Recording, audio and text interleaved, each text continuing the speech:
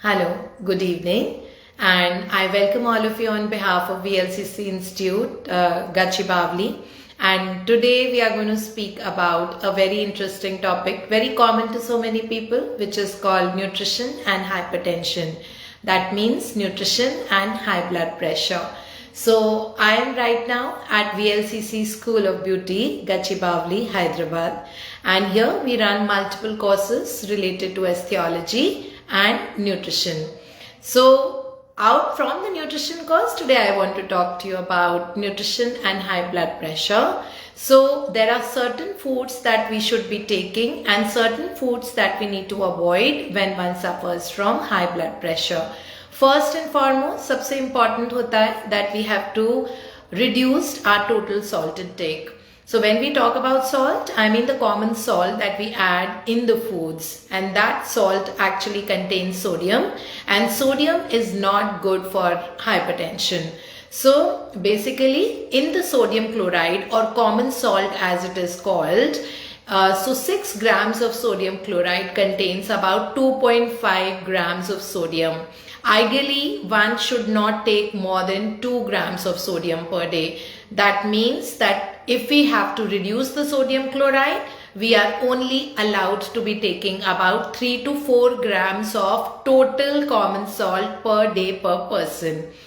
And the second very important food that we need to incorporate is potassium rich foods like banana, citrus fruits, cabbage as a vegetable, etc. And all other fruits can be taken because fruits are very rich in potassium, and potassium is quite hypotensive in nature, that is, it reduces the blood pressure. The third food that we do not need to take is baked products.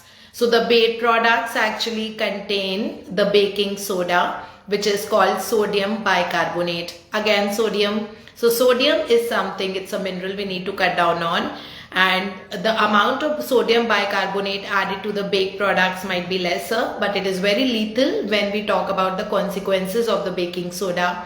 So hence, no breads, biscuits or any other baked products at all if one is suffering from high blood pressure.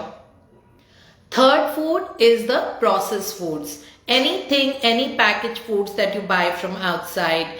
So all of them of course contain a preservative. Most of the time the preservative is sodium nitrates. So the sodium again can increase the blood pressure in a patient who already has a high blood pressure. So no big products. Next is dairy. Milk and milk products, which are very rich in sodium, is something we prohibit a high blood pressure patient from. So we need to stop the dairy. However, you can consume with a buttermilk. So buttermilk is a diluted form of dairy. So one can actually continue with the consumption of milk, but not the other foods as such, which comes from the dairy family. The next food, of course, is the Chinese food.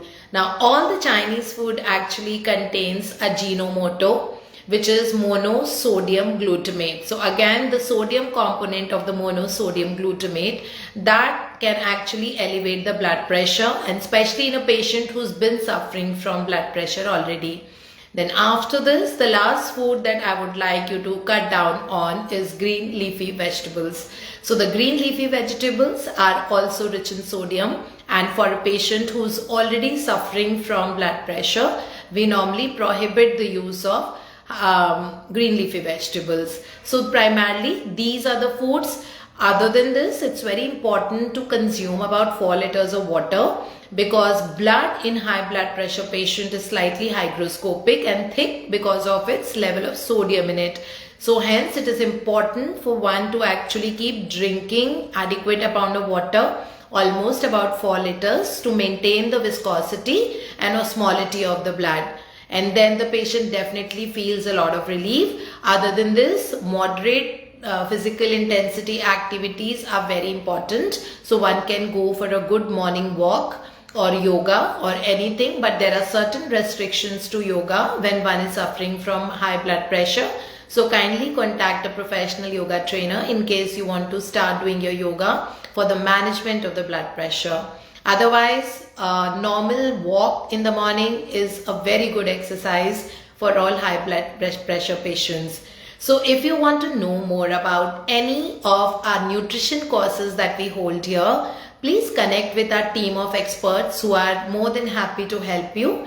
And our VLCC School of Beauty is Gachibowli. It's right on the main road.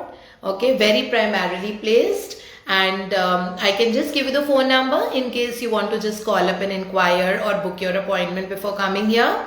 So please note down the phone number, which is 7898 I'll just repeat that for you. It is 8978985 So please feel free to get in touch with us. We'll give you the details of our beauty and nutrition courses that we run here. And the BLCC school is stationed at a very prime location, as I mentioned, right on the main road, Magiri Hospital. So one can actually please come in here, or the consultation is absolutely free of cost. You may please feel free and visit our office. And then we'll tell you about 10 different nutrition courses that we hold here, which are operating in offline and online mode. So you can also come offline if you can visit, and you can take your classes on a regular basis. But in case you have any restrictions personally that you cannot come regularly for the classes, we have our courses also operating on an online mode. So you may please visit us for any kind of an inquiry. The numbers I've already mentioned, and you can visit us here at Gachibowli School of Beauty. Thank you so much. Bye-bye.